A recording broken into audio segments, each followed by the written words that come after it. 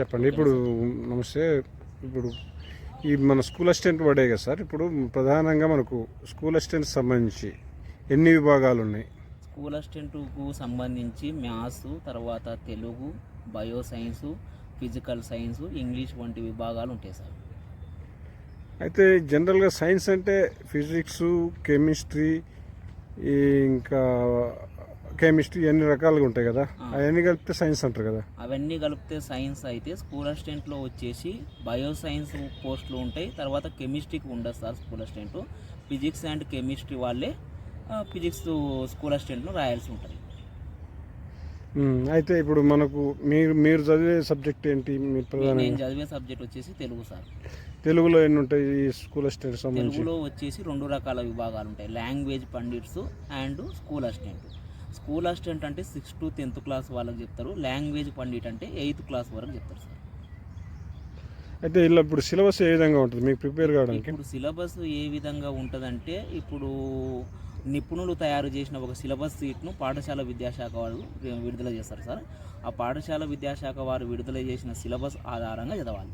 ఆ సిలబస్ వచ్చేసి మనకు 80 మార్కుల ఆధారంగా సిలబస్ను వివిధ విభాగాలుగా కేటాయిస్తూ, తర్వాత 20 మార్కులను మనకు టెట్ వెయిటేజ్ని పరిగణలోకి తీసుకొని ఆ 20 మార్కులు మరియు డిఎస్సిలో ఉన్న రైటింగ్ ఎగ్జామ్ ఒక 80 మార్కులు 100 మార్కులకు కలిపి ఆ సెలక్షన్ కమిటీలో సెలెక్ట్ చేసుకుంటారు సార్. అయితే ఇప్పుడు మీకు సంబంధించి మన లాంగ్వేజెస్ సంబంధించి 46 మార్కుల 44 మార్కులు? ఇప్పుడు 44 మార్కులు 88 క్వశ్చన్లు సార్. తర్వాత మెథడాలజీ ఉంటుంది సార్, 16 మార్కులు 32 క్వశ్చన్లు ఉంటాయి. తర్వాత వచ్చేసి పర్స్పెక్టివ్ ఇన్ ఎడ్యుకేషన్ విద్యా చరిత్ర, అది ఒక 10 మార్కులు 20 క్వశ్చన్లు. తర్వాత general knowledge and current affairs, అది ఒక 10 మార్కులు 20 క్వశ్చన్లు. ఇట్లా మొత్తం 80 మార్కుల ఆధారంగా తెలుగుది మొత్తం కేటాయించబడి ఉంటుంది సార్. అయితే దీంట్లో మీరు చదివే ఈ యొక్క లాంగ్వేజ్ అయినటువంటి తెలుగులో ఈ 44 మార్కులకు సంబంధించి లేదా ఇంకో 16 మార్కులు మెథడాలజీ సంబంధించి ఏ విధంగా వస్తాయో చెప్పగలరా? ఈ 44 మార్కులు ఈ 16 మార్కులు వచ్చేసి 16 మార్కులకి తెలుగు అకాడమీ వాళ్ళు కేటాయించిన గత బిఎడ్ కోర్సు ఎప్పటి నుంచి ప్రారంభమైనదో అప్పటి నుంచి వివిధ బుక్స్ ఉంటాయి. 2002 నుంచి కానీ 2006, 2010, 2014 1 ఇయర్ బిఎడ్ కోర్స్, తర్వాత 2 ఇయర్ బిఎడ్ కోర్సు ఆధారంగా పుస్తకాలు తెలుగు అకాడమీ వారు విడుదల చేసిన పుస్తకాలు నిర్మించబడి ఉంటాయి. తర్వాత అది లేకపోతే బయట ఒక సమగ్రంగా ఒక నిపుణులు తయారు చేసిన మెటీరియల్ కానీ అందుబాటులో సిలబస్కి అనుకూలంగా మనం చూసుకొని ప్రిపేర్ అయితే సరిపోతుంది సార్. తర్వాత 44 మార్కులు వచ్చేసి 88 క్వశ్చన్లు ఉన్న కంటెంటు మన సిలబస్ షీట్ను ముందలో పెట్టుకొని మనకు వివిధ రచయితలు రాసిన ఆ టాపిక్ను అనుకరించి, ఇప్పుడు ప్రక్రియలు అని ఉన్నదనుకో, ప్రక్రియలకు ఇప్పుడు ఉస్మానియా విశ్వవిద్యాలయంలో తెలుగు శాఖ అధ్యక్షులుగా వివరిస్తున్న సాయి కమలాకర్ శర్మ సార్ గారు కదంబం అనే పుస్తకం ఉంటుంది, అది తెలుగు ప్రక్రియలకు సరిపోతుంది. తర్వాత తెలుగు జానపద సాహిత్యం వచ్చేసి మన దక్షిణ భారతదేశంలోనే జానపద సాహిత్యం మీద మొట్టమొదటి పరిశోధన చేసిన బిరుదురాజు రామరాజు సార్ గారి పుస్తకం ఉంటుంది, ఆ పుస్తకం. తర్వాత సాహిత్య విమర్శ, ఇటువంటి విభాగాలుగా కేటాయించబడిన విభాగాలుగా ఉన్న సిలబస్లు విభాగాలుగా పుస్తకాలు తీసుకొని షార్ట్ అండ్ నోట్స్ తయారు చేసుకొని వివిధ రకాలుగా నోట్స్లు తయారు చేసుకుంటూనే లాస్ట్ గురుకులాలో కూడా ఎక్కువ మంది సెలెక్ట్ అయినది ఆ విధంగానే సెలెక్ట్ అయ్యారు సార్. ఈ బుక్స్ చదువుకుంటే సరిపోతుందా? ఈ బుక్స్ ఇప్పుడు ఇంతసేపు నేను చెప్పేసిన బుక్స్ ఈ విధంగా ఆ విభాగాలు సుమారు ఒక 5-6 విభాగాల వారీగా కేటాయించబడి ఉంటుంది. కాబట్టి ఆ విభాగానికి ఏ పుస్తకం జరుగుతుంది, ఆ పుస్తకమ్స్ మనకు తెలుగు అకాడమీ కానీ, తర్వాత వచ్చేసి పొట్టి శ్రీరాములు తెలుగు యూనివర్సిటీ వాళ్ళు కానీ, తర్వాత సాహిత్య అకాడమీ వాళ్ళు కానీ ముద్రితం చేసి ఉంటాయి. ఆంధ్ర సారస్వత పరిషత్ వాళ్ళు కానీ ఈ ముద్రితం చేయబడిన పుస్తకాలు మనకి ఇప్పటికీ మార్కెట్లో ఉన్నాయి. సినారే గారు రాసిన పుస్తకాలు కానీ, ఇటువంటి పుస్తకాలను మనం తీసుకొని మన సిలబస్కు ఎంత అవసరం ఉన్నదో ఆ సిలబస్ రూపంలోనే మనం తయారు చేసుకొని రూపొందించుకొని మన షార్ట్ హ్యాండ్ నోట్స్ తయారు చేసుకుంటే, ఇప్పుడు ఒక ఇంతకుముందుకు విడుదలైన గురుకుల ఫలితాల్లో కూడా ఎక్కువ శాతం మంది తెలుగు పోస్టులు ఉస్మానియా విశ్వవిద్యాలయం వారి సెలెక్ట్ అయ్యిండ్రు. ఎందుకు అనేది బయట ఒక చర్చ నడుస్తుంది. ఎందుకు అనేది కాదు, ముఖ్యంగా ఇక్కడ ఉన్నవాళ్ళు ఆ సంప్రదింపు గ్రంథాల ఆధారంగా ఒక నోట్స్ తయారు చేసుకొని UGC net, UGC GRF preparation మోడల్లో ఉంటారు కాబట్టి ఎక్కువ మంది అక్కడ సెలెక్ట్ అయ్యింది సార్.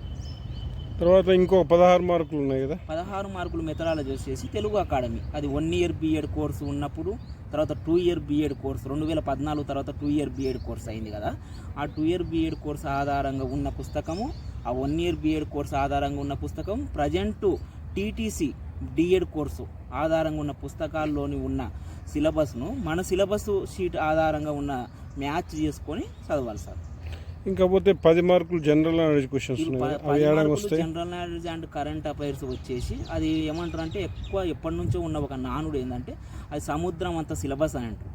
సముద్రం అంత సిలబస్ అంటే ప్రస్తుతం మనం పాలస్తీనా అంశం జరుగుతుంది. అసలు పాలస్తీనా అంశం జాగ్రఫికల్ ఏంది, హిస్టారికల్ ఏంది, పొలిటికల్ ఏది అనే అంశాల ఆధారంగా మనం రోజు వస్తున్న న్యూస్ పేపర్ల ఆధారంగా ఉన్న సిలబస్ను కానీ మన పాఠ్య పుస్తకాల్లో ఆ పాలస్తీనా దేశానికి సంబంధించిన సిలబస్ అంటే ఇప్పుడు పాలస్తీనా దేశం ఏది, రాజధాని ఏది, కరెన్సీ ఏది, ఇటువంటి అంశాలను ఉక్రెయిన్ దేశం ఇవి చూసుకోవాలి. తర్వాత జీకే అంటే స్టాండర్డ్ జీకే ఉంటుంది. స్టాండర్డ్ జీకే ఏంది, భారతదేశం రాజధానులు, ప్రపంచ దేశపు రాజధానులు, కొన్ని ఆవిష్కరణలు, ఇటువంటి రకాలుగా అన్నిగా ఒక 5 మార్క్స్గా 2 కంపారిజన్ చేసుకొని ప్రిపేర్ కావాల్సి ఉంటుంది సార్. ఇంకోటి పర్స్పెక్టివ్ ఎడ్యుకేషన్ కూడా 10 మార్కులు. పర్స్పెక్టివ్స్ ఇన్ ఎడ్యుకేషన్ అంటే విద్యా చరిత్రలో పూర్వ విద్యా చరిత్ర, ఆధునిక విద్యా చరిత్ర, తర్వాత ప్రస్తుతం విద్యా విధానంలో వస్తున్న మార్పులు, జాతీయ విద్యా విధానం 2020 కానీ 1947 స్వాతంత్రానికి ముందు ఉన్న విద్యా చరిత్ర కానీ, స్వాతంత్రం తర్వాత వచ్చిన విద్యా చరిత్ర కానీ ఎట్లా ఉండేది, తర్వాత తెలంగాణ రాష్ట్రం ఆవిర్భవించినాక మన విద్యా కార్యక్రమాలు, మన ఊరు మన బడి, మన బస్తీ మన బడి లాంటి కార్యక్రమాలు కానీ, ఫీజు రియంబర్స్మెంట్ స్కీమ్స్ లాంటివి కానీ, తర్వాత మన భారతదేశంలో వస్తున్న విద్యా మార్పులు కానీ, ప్రపంచంలో వస్తున్న విద్యా మార్పులు, యునెస్కో ఏమైనా విద్యా కార్యక్రమాలు అంటే ఈ లేటెస్ట్ వర్షన్ అండ్ మన స్టాండర్డ్ సిలబస్ వర్షన్ 2 కలుపుకొని విద్యా చరిత్రను ప్రిపేర్ అయితే అవి 10 మార్కులు 20 క్వశ్చన్లను ఈజీగా మనం చేయొచ్చు. ఇంతవరకు అంటే ఇట్లా స్పెసిఫిక్గా బుక్స్ ఏమైనా ఉన్నాయి? స్పెసిఫిక్గా బుక్స్ అంటే ఇప్పుడు ఒకవేళ ఈ షార్ట్ అండ్ స్వీట్ టైంలో ఒకవేళ మేము అదనపు గ్రంథాలను ఎక్కువ మన పరామర్శ గ్రంథాలను, మూల గ్రంథాలను చదవలేమన్నప్పుడు మార్కెట్లో వస్తున్న ఇప్పుడు ప్రజెంట్గా నిపుణులు ఏమైనా తయారు చేస్తున్న పబ్లికేషన్ బుక్స్ ఉంటే షార్ట్ అండ్ స్పీడ్గా చదువుకోవడానికి ఉంటుంది. కానీ మనం ఒకవేళ మనకు సిలబస్ కావాలి, పటిష్టమైనది, నాకు ఒక పర్ఫెక్ట్గా జాబ్ కావాలంటే ఎక్కువ మంది మా ప్రొఫెసర్లు కానీ ఇక్కడ యూనివర్సిటీలో ఉండేవాళ్ళు మూల గ్రంథాలను చదివి మూల గ్రంథాల్లోని విషయాన్ని, సారాన్ని గ్రహించి పరీక్షలు రాస్తే ఉద్యోగాలు సాధించవచ్చు అనేది చెప్తారు. Okay, thank you sir. Thank you sir.